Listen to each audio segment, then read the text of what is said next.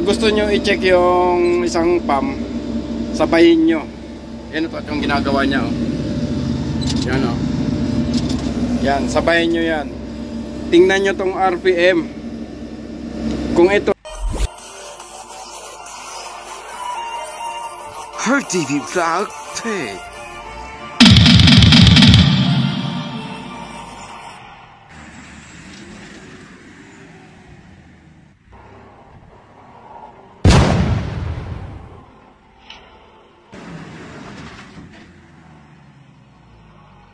Okay mga boss, gusto nyo bang malaman na kung paano malaman ang pressure ng pump, kung maayos pa o hindi, o naglo-low pressure na?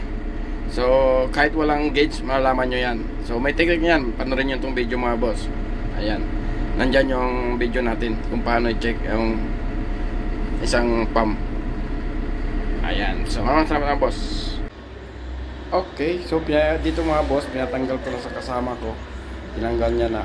Sabi ko, pag tanggal niya, iwan niya nandyan, i-check ko. So, yan. Ang pagdating ko nga ay chinek ko na ito.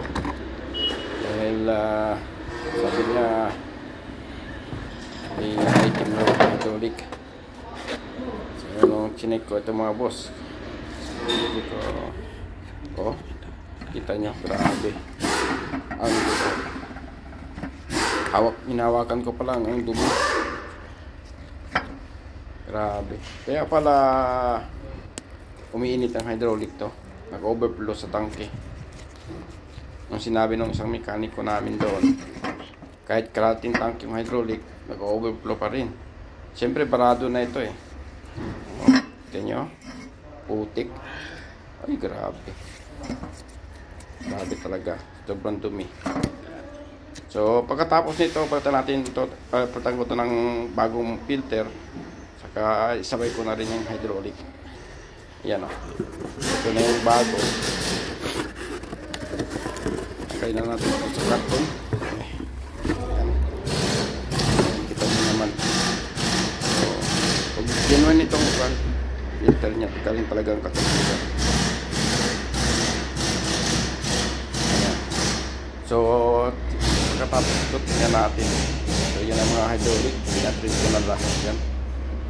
Para itim, kita nyo, grabing itim. So yan. So malinis na rin to. Pati radiator, nalinisan ko na rin itong kasama ko. Yan. Pero may konti pag konti, so ulitin na lang ulit yan. Yan. So pero medyo malinis na yan. Yan. So pawawashing ko lang ito. So ito naman isa dito yung banda, dito yung banda yung overflow. Yung malinis na, sobrang dumi dati diyan. Grabe. Ayan. Kita nyo naman yan sa likod, hindi pa na washing. Grabe yung kapal ng talagang hindi na maintenance. Ayan. So tapusin ko lang ito, tapos ipapawashing ko. So ito naman, ito yung makina na bagong overhaul na tumagas yung oil seal. Siguro mga kasamaan, pagsalpak nila hindi napansin, baka sumayat dun sa oil seal yung converter na punit, kaya ang lakas ng tagas. So ito yung converter nya. Ayan. So tapusin ko lang yung maintenance ko boss. Iyan naman ang gagawin ko. Okay. Ayan mga boss, tapos nang ginawa ko ditong maintenance. Lahat bago na yung mga filter, hydraulic filter, fuel filter. Ayan, air cleaner, nalinisan lang. Tapos palit ng hydraulic, bago. Tapos in-adjust ko na rin yung relief valve sa may pump mga boss. So binili ko sa original. So tingnan natin to, katapos ng washing. So, pati radiator, sobrang dumi. Grabe. Kita nyo naman yan, oh. Yan. Yan. Sobrang dumi. So, antayin ko lang matapos ma-washing. So, ito testing ko. Ayan. Ayan, mga boss. So, ngayon, Tapos na natin na maintenance lahat yan. So ngayon pinahukay ko sa kanya dito.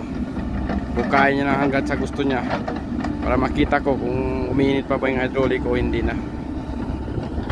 Yan. Kasi isang oras lang daw, wala na, umihinto na.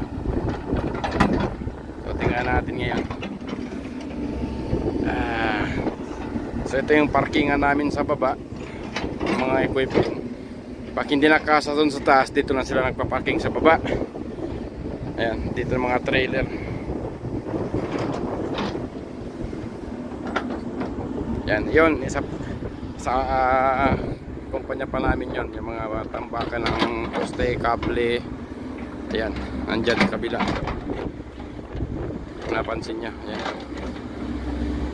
Maluawag to.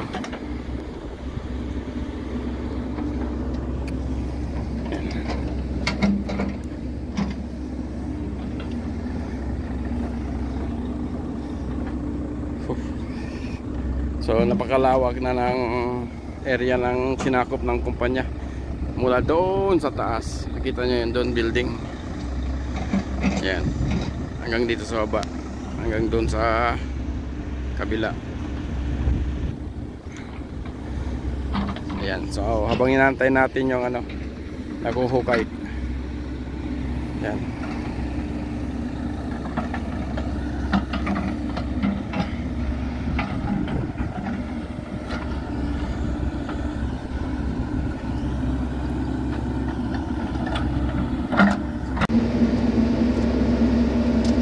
Okay mga boss, so yun no. So ang lalim na lang nahukay niya kung isang oras na ito. So sa temperature naman okay. So ganito mga boss, i-tips ko sa inyo. Pag gusto nyo i-check yung isang pump, sabayin nyo. Yan ito yung ginagawa niya. Yan o. Yan, sabayin nyo yan. Tingnan nyo tong RPM. Kung ito ay babagsak pag gagalawin dito, ibig sabihin yung pump nyo may leaking, mahina. So yan o, halos wala o. Sinasabay niya, wala. Halos hindi ginagalaw o. Steady siya. Ibig sabihin yung pump natin maganda.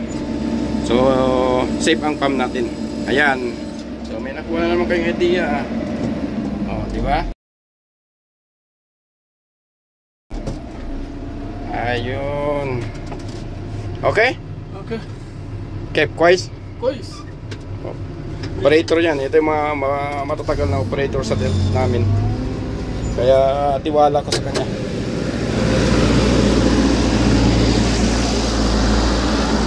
So bali dalawa siyang nag-check. Walang problema.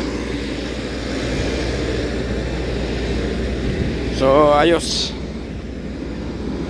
Saka kita na naman dun sa pressure, hindi talaga napabago. So pabalikin ko na lang yan.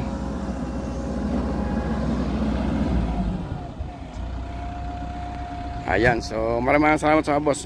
May meron kayo nakuha ng idea. Maraming salamat. Mabuhay mga bossing.